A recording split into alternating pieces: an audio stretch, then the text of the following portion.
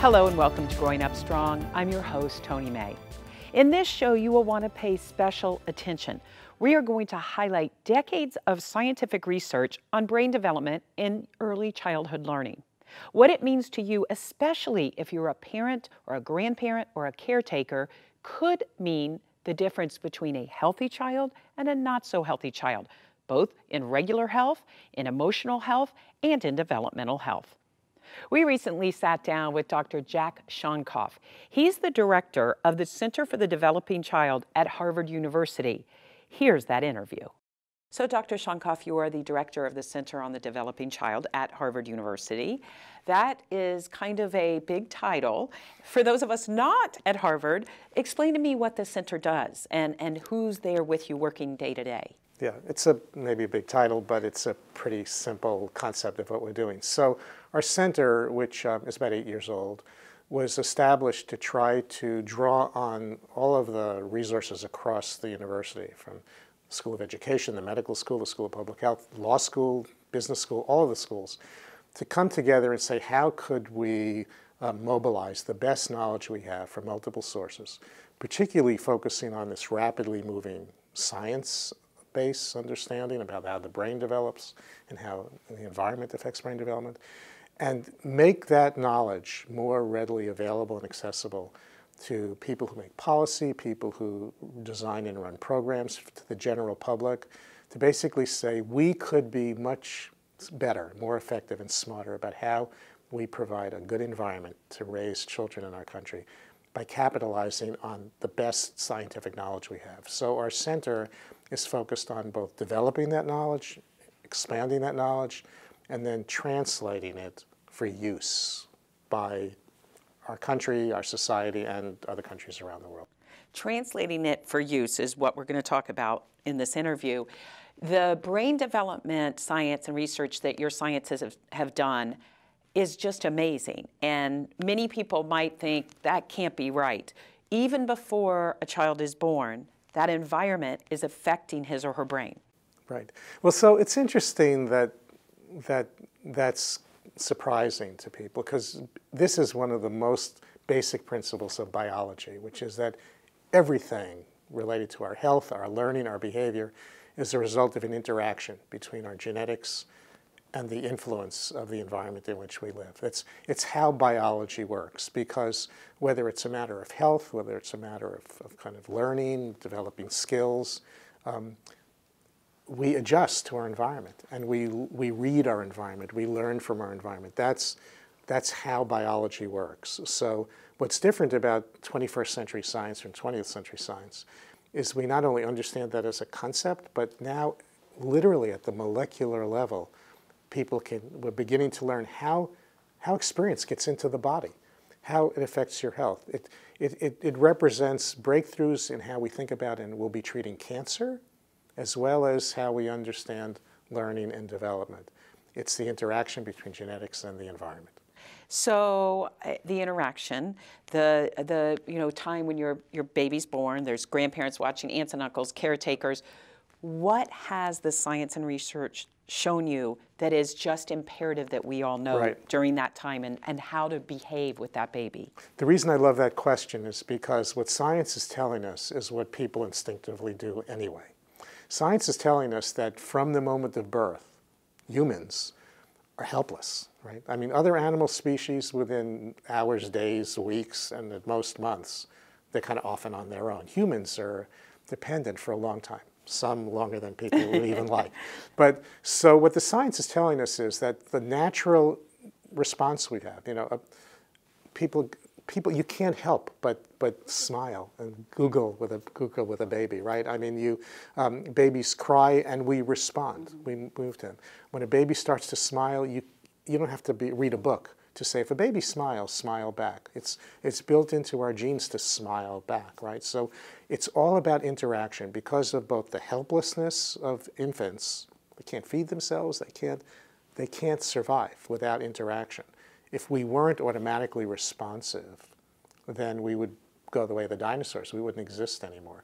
The science is actually telling us at a biological level, a cellular level, a molecular level, how that interaction is, why it's so important, how it literally shapes brain circuits as they're being developed. It affects your cardiovascular system. It affects your immune system. It affects your heart rate. It affects your blood sugar.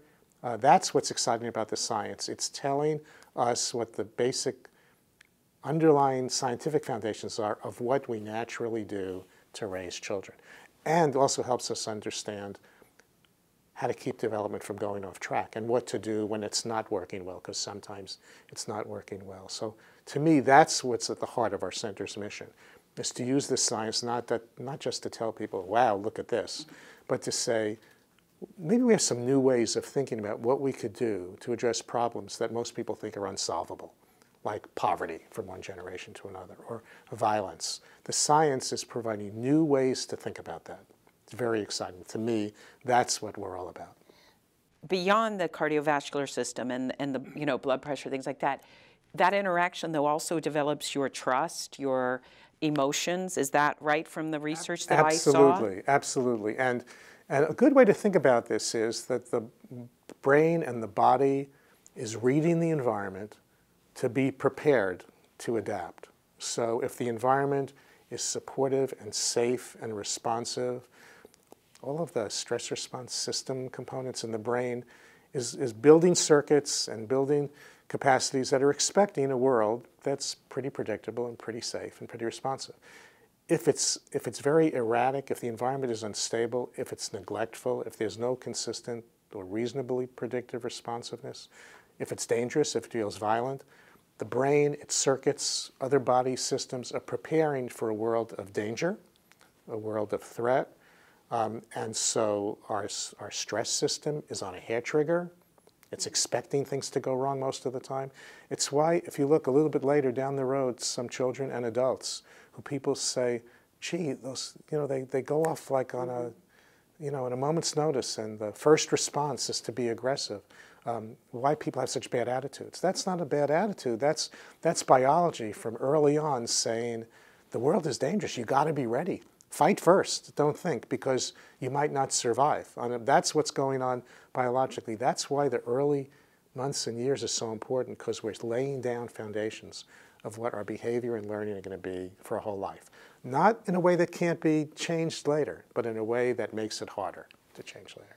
So what you're saying is mom doesn't necessarily have to provide the interaction. Dad doesn't necessarily have to provide the interaction. The important thing is the interaction is provided. Yeah, absolutely. It's one of the most basic ingredients and needs for healthy development. There has to be at least one, but it can be two, it can be three, it can be four. It can't be 25 or 30. But they have to be identified, consistent, stable people, adults in a child's life with whom the child forms an attachment and where there's a relationship with back and forth. So it starts with the parents, this goes across all social classes, right? So it could be everything from the parents to neighbors, extended family, nannies, au pairs, childcare providers. All of these people are important adults in the young child's life, and the nature of the relationship and the interactions either builds a strong foundation for healthy development, or it is a challenge to development and can present and create problems. So it seems so simple, to be honest, when you explain it. Oh, well, a baby needs interaction. A baby needs to be held when it cries. A baby needs to know somebody's there. So why is there research to tell people to do that? Who isn't doing that? Right. So it's a great question, because on the one hand, with all this science being kind of bandied about now, I think it's really important for parents to understand that raising a baby, a healthy baby, is more art than science. So it's not like we want to make this a science. The science does two things. It tells us why the good things that we do are good. It tells us how it actually produces healthy development. And it also tells us what can be problematic, how development can go off track, and how we can prevent it from going off track. And so this gets us to the fact that there are children growing up in environments where there isn't a consistent, responsive adult relationship. And that's usually, it's hardly ever related to the fact that a parent doesn't love a child. It's not about that. But it's about what other problems people may be dealing with. So if you're dealing with very severe poverty, and you're preoccupied with whether there'll be food on the table and whether you're going to have a roof over your head the next day, that really drains a lot of energy away from being on all the time and responding. If you have severe depression, that is an illness. Depression is not just like not feeling so happy, it's an illness. And it interferes with your ability to kind of be responsive. If you have a substance abuse problem, the drugs interfere with your ability to respond. If you are totally preoccupied with other things, we tend to think of this mostly a problem of people living in poverty. This cuts across all social classes. Substance abuse cuts across all social classes. Depression occurs in all classes. The most loving, caring families could be compromised, particularly a single parent. Quite frankly, I don't know how single parents survive. It is so hard for a two-parent family to kind of manage the challenges. So all of these things, from the science point of view, says to us, this is a problem. The responsiveness is being interfered with. So the answer is we figure out how to mobilize the supports necessary to provide the kind of responsiveness a child needs. It starts with helping parents or other caregivers with supports. It may involve some training. Think about childcare. We have a real problem in this country of very variable quality childcare. There are a lot of kids who are in very high quality childcare environments, center-based and home-based. We also know there are a lot of kids in home-based and center-based programs where the quality of the care is not very good, especially on this responsiveness, right? And then think about some of these childcare centers that pay very low wages and have very little resources, where the childcare providers are low-income women with limited education, not paid very much. Think about how hard it is to have an active 18-month-old to manage. Think what it must be like to manage 10 18-month-olds. No, thank you. Or 2-year-olds who are hard to manage. And so everything comes down to the ability of the adults to be responsive on an individual basis, one-on-one with kids. It's not that exact. There's a lot of range for a lot of variability, but it all comes down to interactions and relationships in the beginning because the brain is expecting that. It needs it. When it gets it, it makes strong brain circuits. When it doesn't get it, it makes weak brain circuits. And then we've got to deal with those for the rest of our life. And listening to you, I might say, well, I love what you're saying. This is so interesting, but my kids are grown, they're healthy, they're having their own kids, and they're interacting and doing all these things you're saying. Why should I care? As a community, why should I even care about this kind of science that is then leading to policy and, maybe some changes positive? What's my interest in this? It's a great question, Tony, and there are two ways that I'd like to answer that. The first is, we'll get to the more lofty reason second. The first, just being very kind of hard-nosed and pragmatic. We live in a community, all of us live in communities, we live in a society, live in a country, and the extent to which our communities or our country are populated by healthy, productive people affects everybody's life, okay? Every person who's not able to be economically productive, every person who is not able to be a responsible citizen, every person, if we think about our children or our grandchildren or our children's children's grandchildren, the extent to which more people are sharing the cost of government, are paying off the national debt, are kind of paying for the needs of the elderly, if we have a larger part of our population that isn't in a position to share that burden, then it becomes greater on those who have the capacity. So we all have a very hard-nosed vested interest from a simple cost-benefit assessment for everybody's children to do well. And the most expensive consequence of not taking care of children early is the cost of imprisoning people. It's hugely expensive. Okay? So it's not just the loss of productivity, it's the cost of incarceration. So green shade, kind of figure out how much it costs and what do we get back.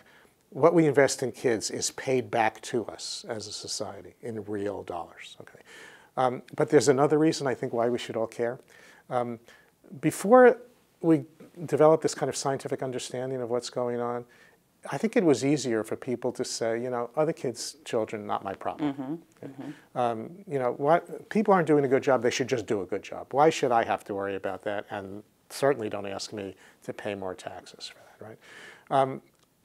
The challenge now is once you understand the science, it's very hard to shrug your shoulders and walk away. I think as a moral responsibility, as a caring member of us, it says what kind of a society we are.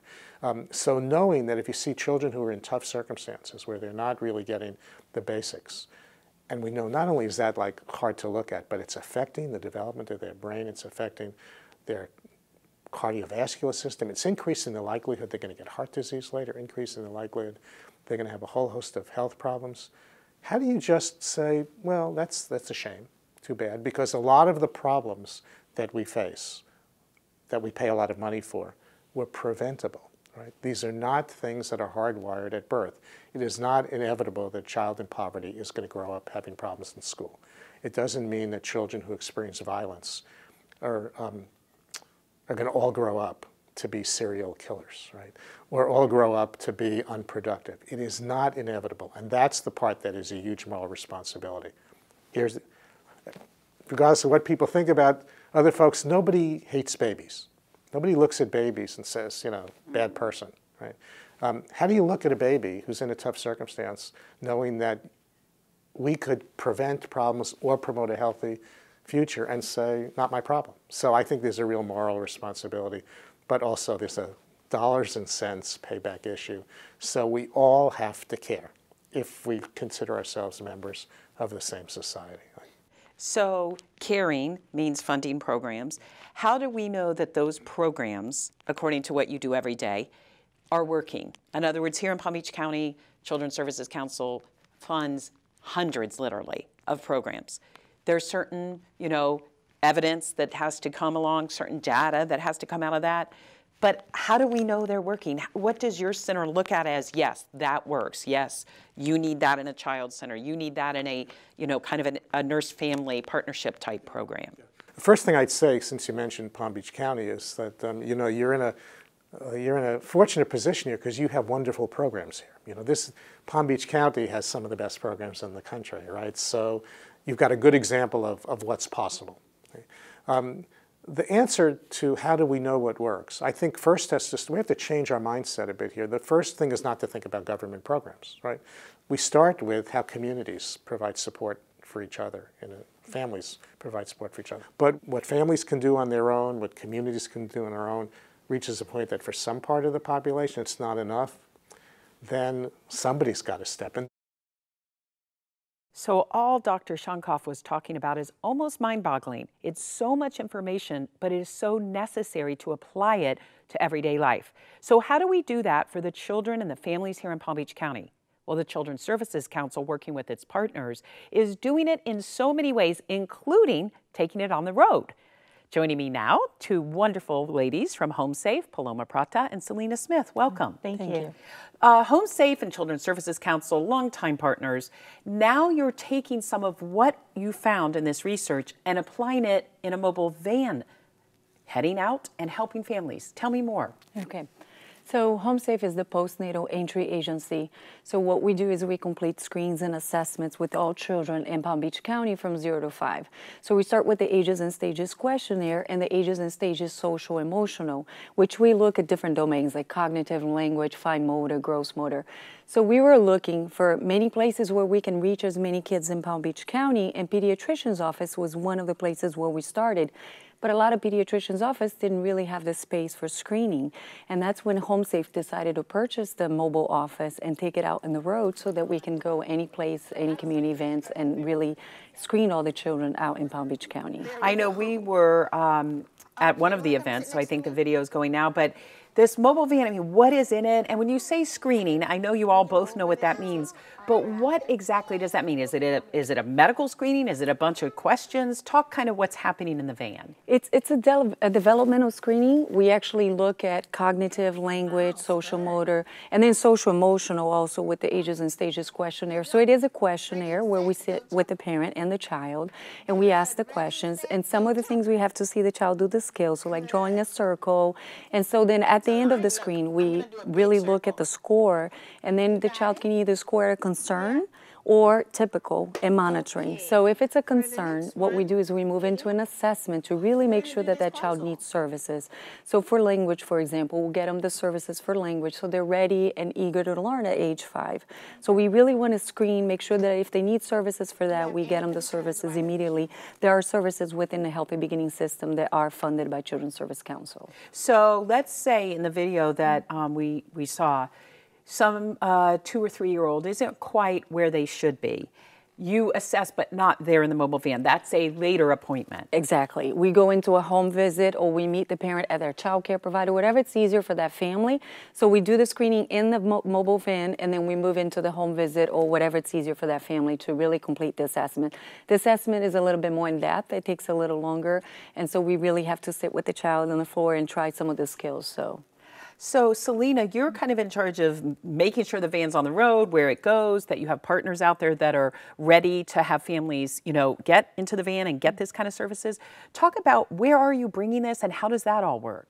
The benefit of the services that we offer is that they're available throughout all of Palm Beach County. So with this mobile outreach vehicle, it really allows us to go into communities that we weren't able to go into before, some church events, we have outreach events that are going on. So it's really able now to take it into where the families are and make it more comfortable for them. Are the partners that you call, say, a church or an organization like we saw, Place of Hope, are they open-minded about having the van, or is that, because I think it sounds kind of unique and maybe a little bit, oh, what is that going to do? I mean, what are you asking us to do? What is the, you know, the partnership look like? It's great that we've been able to have this partnership with many community events throughout the area, and it really allows the families to come through. We had some of our residents and some of our clients decorate the van, so it is very child-friendly. It is very bright and appealing for many age groups. So it's very nice to have them come in. They're more welcome to see it. And then when they see the results is that these are free screenings that we're doing, that they're more welcome to have us come in. Okay, so we're doing the screening, now we have the assessment. Talk about after that, because in the Dr. Shonkoff's interview, he talked a lot about the programs, you know, data-driven, evidence-based programs that are really aimed at this 0 to 3, 0 to 5 age group. So do you kind of, it's almost like a puzzle, say, well, this one needs this. Talk about that a little. So we complete the screen, and the screens are completed in the mobile van, but also in child care providers in Palm Beach County, outreach agencies, outreach educators that we have. Once we move into the assessment, we complete different assessments for social emotional and then for developmental concerns. From the assessment, we can actually choose one of the services within the Healthy Beginning system that can really help that family. So for literacy, so we have literacy programs, we have nurses, we have programs like Easter Seals, First Steps to Success, that actually do the developmental piece of it. So if the child needs help with the language, if the child needs cognitive help. So it's really all from the beginning. As soon as we find out from the assessment that that family needs that service, we get them into the service, complete the referral, and then we make sure that the warm handoff is done with that service provider. And so once they start servicing the child, then we really believe that they will be ready at age 5 to go to school. And I didn't ask, how long has, Selena, how long have you been putting the van out into the road, into the community? Into the community. It's actually just fairly recent. We had it a few months now. Okay. So it's going out there and letting them know, and the benefit is just to be able to go out there and see everybody that we need to. Now, are you, because I know you spoke about pediatrician's office, is it also doctor's offices and schools, or is it more community organizations? No, we're able to go everywhere. So what's really nice is we've even partnered with several other nonprofit organizations to come out there, but even schools and daycares and things like that as well. Wherever there are children that are under the age of 5 that we can screen. So if somebody's watching and they either volunteer at an organization or they lead an organization, how do they contact you so that maybe the van could come to their event? Absolutely. It's available on our website. If you go to helphomesafe.org, that's the best way to reach us, and then we can send somebody out there for you. Okay, so I want to make sure, because we do this show every month, and then people say, well, great information, but are they following up? In other words, if you touch a child's life in the mobile van, are you checking in, you know, a year to see where that's child's, or is it kind of you get them the programs and good luck with that? No, once the child scores in, we actually refer into the service provider, as I said, a warm handoff. So we don't really leave that family until we make sure that the service provider is actually working with the family. So once the service provider is in, they're completing assessments throughout their services and then making sure that that's working for that family. And once they're done with the service provider, then we are not in there anymore, but we are also always able to go back and assess the family again and make sure that the services really worked for that family. And wrapping it up, all this is really based on what we saw at the beginning of the show with Dr. Shonkoff. I know you were at that conference where he spoke. It's really amazing, the science, the brain, science behind what the mobile van is doing, right? Right. It's all based on that. Right. Go ahead. I'm sorry, I was going to say, and based on the funding from Children's Services Council, we're able to offer the services to any family throughout Palm Beach County at no charge to them as well. Very good point. I'm glad you made that point. So let's underscore that. Any family, it's not a certain zip code, it's not a certain neighborhood, it's a school reaches out to you, a church, a nonprofit, the van can come and provide the services 0 to 5 is the target, right? Correct. That is such great information, and we're going to put it up again, the website that you mentioned, to give out the information if anyone's interested in the screening from the mobile van or any of the other programs Home Safe offers. Thank you so much. Thank you for having us. Great information. Thank you. I know you're probably thinking, wow, there was a lot of information in this show. Don't worry. We're going to give you a website for both Home Safe and Children's Services Council where you can delve more into the programs that are out there for you to take advantage of. Thank you for joining us. We'll see you again next time.